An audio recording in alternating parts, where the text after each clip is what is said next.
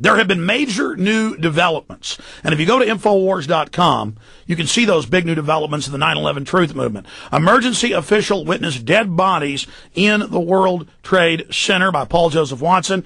At Infowars.com, Kurt Nimmo has the story, Bodies in WTC-7. Jennings interview demolishes official version. Barry Jennings was the deputy head of emergency management there for New York City. He went into Building 7. There were steaming coffee sandwiches. They were told, get out of the building with a phone call. They get out. There's explosions that have gone off. He's stepping over dead bodies. And this is before either North or South Tower, the 110-story towers, had fallen. So he had told some local news that on record that day. So Jason Burness and Dylan Avery and Corey Rove, they go out a year ago for Loose Change Final Cut. They interview him. They play little clips on air, but don't say who he is. And suddenly he gets threats. They threaten to fire him. All this stuff happens. And so even though he agrees that we can use it, and we have that contractually, him agreeing to use it, and would be important for the movement, important to get it out, we didn't put it out. I was one of the executive producers on Loose Change Final Cut. Then the BBC backtracks who it is, this Guy Smith guy who came and interviewed me and did this hit piece, a previous hit piece on 9/11, and I'd say, what about Northwoods? What about U.S. troops massing to invade Afghanistan the weeks before? What about all that? He would no, that's not going in the piece. Total hit piece. Then at the end of it, he said it was fair and balanced. At the end, he just laughed at me and told me I was a nut, and it was a big joke. I mean, totally disingenuous. Then about a month ago, I was on BBC Radio debating him, and he said he was involved in this new Building 7 piece that's coming out, and they interviewed Barry Jennings for it, and we've seen the trailer. Now, a few months ago, they interviewed Dylan Avery in Denver for this, and the same Guy Smith, and he comes over and says, I hear it's a lie. I hear that you guys are making it up, that Barry Jennings said that he was stepping over bodies in Building 7 or there were explosions. And I hear there's not video of him. Well, Dylan happened to have it on his phone and played it and tried to play it for the cameras. I'll bet bottom dollar, unless they pull it and re-edit it, and we exposed the History Channel when they did delay it a few weeks and did change some stuff, because I pointed out that Hearst Publishing owned it and that I had heard they had an ad for the book not letting them know it was conflict of interest. And so they did have to go cut that out of the hit piece. So they may go try to change this now. But what we've been told is basically they edit craftily, and Jennings has been pressured. He said, well, it looked like bodies. I thought it was bodies. It might not have been bodies. I meant the stuff on the floor was like bodies. You know, and Dylan says, no, here's the clip. So we want it on record. They were shown this clip. They were shown what you're about to hear. Jason, you did a great job on that YouTube video you and Aaron put up. It's up on InfoWars. But in the next 6-7 hours, we're going to get a new video up with this info. And this is what's important. People need to understand that we had to put this video out because now they're going to try to misrepresent or spin what Jennings has been saying, when all along you guys saw him on the news say something similar. You just went and got the interview with him. And the BBC is also going to try to cover up why they announced Building 7 fell. A lot of stuff's happening. Jason? Absolutely. I mean, we got this interview last year, in June, actually. And he was a really nice guy. He had seen the Loose Change 2nd edition. He'd even played it in his office for other coworkers. You know, he didn't believe the official version at all. It's very apparent in the interview that we do, even in the little bits and pieces we put out there.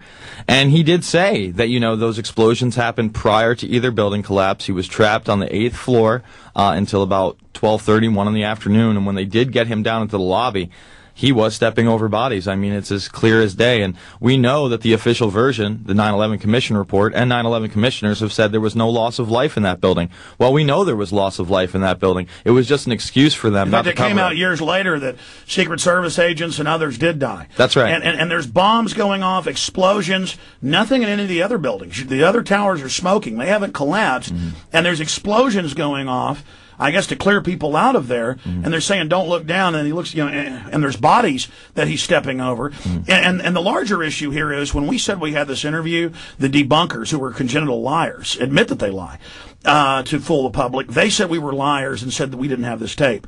Then they said Jennings didn't say that. Now they've got the BBC coming out and saying that. So we have to set the record straight and put this out. But it's not just Jennings. It's other firefighters, police, emergency workers saying there was a countdown to bring 7 down later. Yeah, absolutely. That's the Kevin McPadden story. But when you look at it, I mean, this is a 47-story skyscraper. It is a ultra spook house. We have the largest CIA base outside of Langley. We have the largest Secret Service office in the world.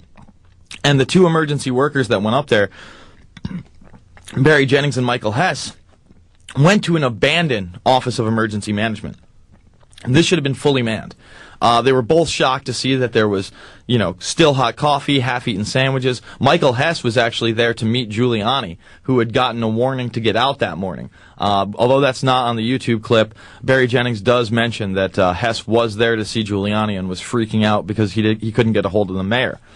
So why was this Office of Emergency Management totally evacuated? And why is it that someone called Barry and once he found out he was in 7 told him to immediately leave if there was no threat? Kind of like the spin that the producer of this new hit piece, Guy Smith, when I was debating him on radio, he said, well, they knew the building was going to come down all day, so BBC just got it wrong and said that it had already come down. Yeah, magically, 3 buildings never collapsed from fire, modern steel buildings, now 3 of them do, and then magically BBC and CNN say it's collapsed in its own footprint, a total collapse, and then they give the official collapse. I mean, it's like them trying to make excuses about New Zealand, Australian, and Thailand newspapers reporting before Lee Harvey Oswald was even captured, before his name was out in the U.S., having it printed that Lee Harvey Oswald shot the president. Well, they got a time zone off by an hour. And that's admitted. I mean, you guys can't get away with this stuff. I mean, you run your black ops, you're going to be exposed. Stay there, Jason. Let's come back. Folks, this is huge news. Make sure this video gets out to everybody. Stay with us. Barry Jennings, deputy head of the Office of Emergency Management in New York City. On the day of 9/11, he came out and said, man, there were bombs, things going off, dead people in Building 7 before either tower fell. The media covered that up. Jason Burmas, Dylan Avery, the Loose Change crew, they went, they interviewed him. They were going to put it in Loose Change Final Cut. They just made noises about somebody high up in the emergency system saying this. The establishment figured out who it was and went and threatened him, threatened his job, things like that. He called Dylan and others and told them that. Said, I know I said you can use it, but please don't put it in your film. And even though we had a moral responsibility to put it out to everybody, I argued against it, but I wasn't going to try to, even though I was executive producer and could probably have, made him do it. I said, fine, but this is a big mistake. And I said, oh yeah, and BBC says they've lost the tapes of that day when they announced that the building fell, Building 7, before it did, 25 minutes. But that's the point. When people demanded the tapes, because at first BBC was denying it was real. Then they said, okay, it is real, but we don't have the tapes. Then he said, oh, we found them, and then he giggles. It's very funny, to manipulate the slaves, to be on a power trip. And then they're now putting this out, and they supposedly have Barry Jennings debunking in that. So we've just put the video out, a bunch of it. There's more we'll be putting out. It'll be in the film Fabled Enemies. But that's only one issue of why we're releasing this. The other keys here, I mean, the bombs in the building, the fact that there was explosions before Tower 1 or 2 fell, the fact that Giuliani was out of the building, the fact they were told to get out of the building, the fact Giuliani later admitted that, then denied he said it, and then had to admit it. See, I mean, we've caught him here, folks. Yeah, absolutely. And another big issue is that supposedly the 9/11 Commission found no evidence of this. This is what Thomas Keane said out in Texas, and we have it in Loose Change Final Cut. Well, how could they have no evidence of dead bodies when they talked to Barry Jennings? How could they have no evidence of explosions in the building prior to either tower collapse when they talked to Barry Jennings? And it was several years after the incident. So this was for the 9/11 Commission. Yet it's odd. His testimony didn't make the final report, and Building 7 is only in a footnote and never actually discussed. Well, that's why this is a big deal. There was an attempted cover-up of this out of the goodness of our own hearts, and the guy saying, please don't do this. We said, okay, you want a private life? We will do the right thing for you, the wrong thing for the country and the world. But then he goes and does the interview. Gloves are off. Here it is. This is a cover-up unraveling. Did you just hear what Jason Burmas was saying? We're going to recap it all in 1 minute.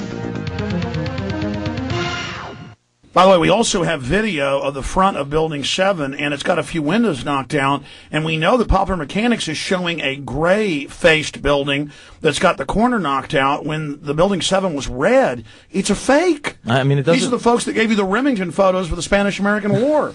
I mean, there's no end to these people. I mean, we've got them. This is unbelievable. They can ignore all these EMTs and police saying, get back, they're going to blow it. They can ignore, all these eyewitnesses, even Amy Goodman saying investigate it further. But they can't ignore their own deputy head of emergency management saying.